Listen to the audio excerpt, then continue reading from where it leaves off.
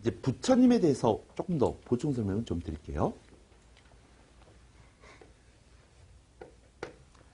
이 불교에서는 윤회라고 하는 개념을 제시를 합니다. 그러니까 전생이 있는 거고요. 내가 지금 살고 있는 현생이 있는 거고, 그 다음 내가 죽으면 나중에 내생이 올 겁니다. 근데 윤회라고 하는 것은 현재 내가 살고 있는 이 모습은 전생의 삶의 결과에 따라서 지금 살고 있는 거예요. 그리고 내가 현생에서 어떻게 사느냐에 따라서 그 결과에 따라 내생에 어떤 뭐 사람이 될 수도 있고 짐승이 될 수도 있고 이렇게 태어난다고 보는 거죠. 자, 그러면 결국은 전생, 현생, 내생이 있다는 것은 죽은 다음을 이야기하는 거잖아요. 그렇죠? 사후세계를 이야기를 하는 거죠. 자, 그러면 지금 불교에 말하는 중생들이 현재를 살아가고 있습니다. 이 현생에서 가장 우두머리는, 그러니까 가장 높으신 부처님은 석가모니 부처님이세요. 석가모니 부처님. 자, 근데 여기에는 관세음보살님이라는 분이 또 계시거든요. 관세음보살. 이 관세음보살을 줄여가지고 뭐라고 하냐면 관음보살 이렇게 표현해요. 관음보살. 이 관음보살은 현재 고통을 받고 있는 중생들에게 복을 주시는 부처님이시래요. 자, 다음. 죽었습니다. 가셨어요. 그러면요, 이 불교에서는 불덕을 쌓으면 죽은 다음에 극락세계를 간다고 합니다.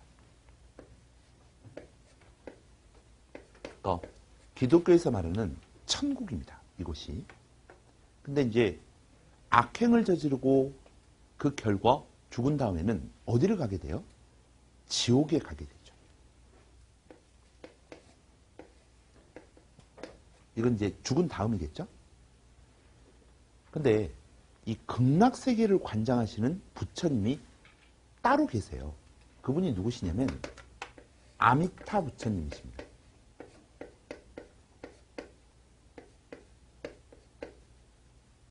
그 다음 지옥의 나락에 떨어진 이 중생들도 부처님은 그들을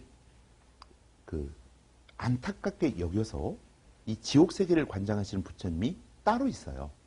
그 부처님이 누구시냐면 지장보살이라고 합니다. 그 다음에 지금 우리가 볼 수 있는 것은 현생만 볼 수 있는 거죠. 그리고 현생에서 고통을 받고 있을 때 관세음보살님이 복을 주시지만 정말 고통스러운 삶이 오게 되면 지금은 계시지 않지만 미래에서 부처님이 오신다라고 합니다. 이 미래부를 뭐라고 하냐면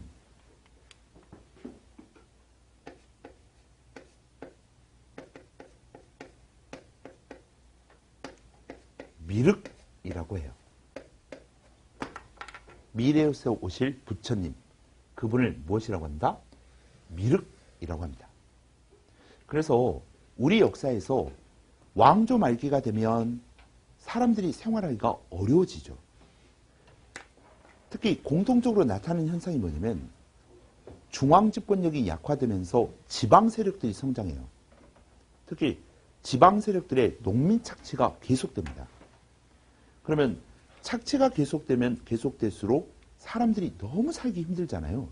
그러면 미래에서 우리를 구원해 주시기 위해서 미륵이 오실 것이다 라고 하는 믿음이 광범위하게 퍼지게 되고 왕조 말기에는 미륵을 자처하는 인물들이 등장하기도 합니다. 그 대표적 사례가 누가 있어요? 궁예가 있죠. 관심법으로 사람들을 다 마음을 안다는. 그렇죠? 관심법 모르세요? 좀 오래돼서 드라마가 이 궁의 김영철 선생이라고 계시죠? 네. 그 궁의 김영철 선생의 그 다른 영화에서 달콤한 인생이라는 영화 혹시 보셨어요? 안 보셨습니까? 근데 거기에서 이병헌하고 이렇게 이야기하면서 이런 대사를 하죠. 넌 나에게 모욕감을 주어서 이렇게 그분 궁에 이분이시죠? 네. 자, 그러면 부처님들이 여러 분 계시잖아요. 그러면 이분들을 모시는 건물들도 각각 따로 이겠습니다. 그러면 석가모니 부처님을 모시는 공간이 어떤 건물이냐면 대웅전이라는 건물이 있어요. 다시요. 석가모니 부처님을 모시는 공간을 무엇이라고 한다? 대웅전. 그래서 뭐 무슨 절, 대웅전 이건 많이 들어보셨죠? 네? 그러니까 보통 절의 가장 중심에 있는 건물이 대웅전이라고 해요. 대웅전. 대웅전. 뭐 수덕사, 대웅전 이런 식으로. 그 다음 관세음보살님을 모시는 공간은 어디겠어요? 관음전이라고 합니다. 관음전.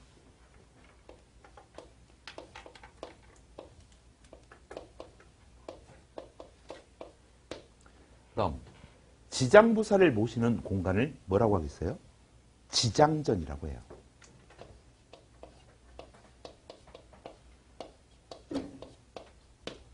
그다음 미륵보살을 모시는 건물이 어디겠어요? 미륵전이라고 하겠죠. 자, 근데 다른 건물들보다는 제가 무엇 때문에 이 말씀을 드리는 거냐면 아미타 부처님 때문에 그렇습니다.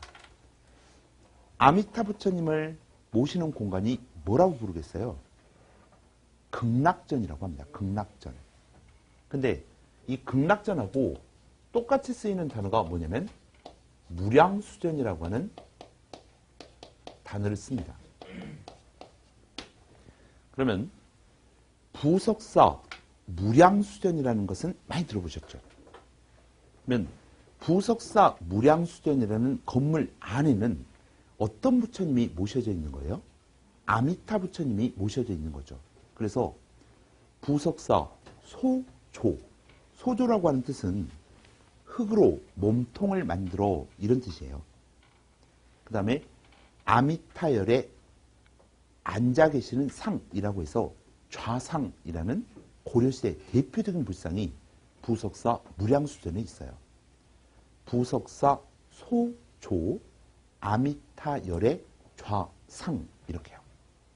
됐어요? 네. 그러니까 부처님들과 그 다음에 건물들을 기억해 두시면 앞으로 불교 문화를 공부하실 때 많이 도움이 될 겁니다. 됐습니까? 네. 여기까지가 불교 관련된 가장 기본적인 내용이었습니다.